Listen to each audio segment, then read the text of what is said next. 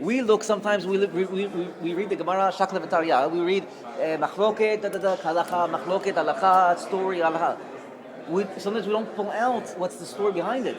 So when the Gemara told us the best type of tzedakah that a person can give is a parnasah, where did they get this from? Did they just make it up? Did they study it? Or were they psychologists and they figured it out? No. They're following the Kosh Baruch Hu. What did the Kosh Baruch Hu say? He said, the person who doesn't do mitzvot is called an ani. An ani. It's a poor person. That's why, again, another halakha. Ani nechshav kemet. An ani, a person who's poor, they're dead. What do you mean? Why? He's still alive, he's kicking, he's beating. We don't mean just physically ani. We mean that if he's spiritually ani, if he's spiritually deteriorated, he's dead. Because what keeps the person going is neshama.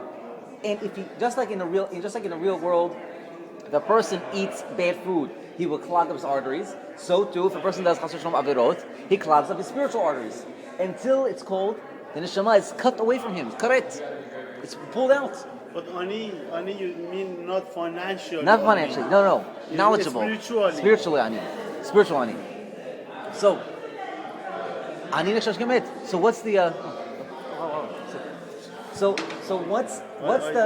what's the best tzedakah that you can give to this ani? Now we understand. So they said, what tzedakah can you give to a financially poor person? A parnasa. Where did they get that from? Because it says, what's the best tzedakah you can give to a spiritually poor person?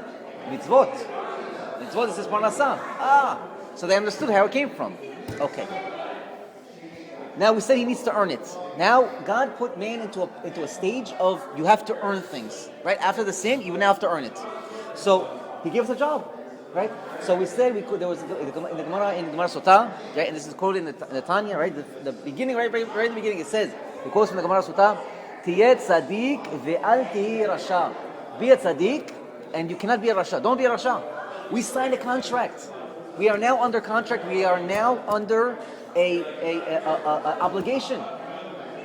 Now, what constitutes an obligation? It means you have a boss. You have a boss. And because you have a boss, he pays you according to the time that you work. So if you work 10 hours, you get 10 hours of pay. If you work 4 hours, you get only 4 hours. Now this is good and bad.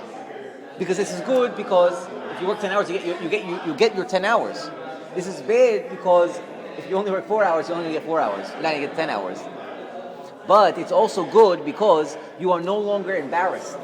The ani is no longer embarrassed when he receives the parnasah.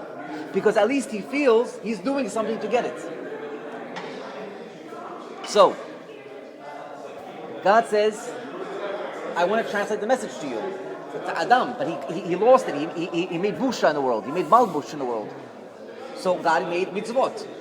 God said, okay, I want to give you the message, but you didn't get it the first time. So I'm bringing you into a different message. It's called kingship. I am now your king, your ruler. You are now a hired servant.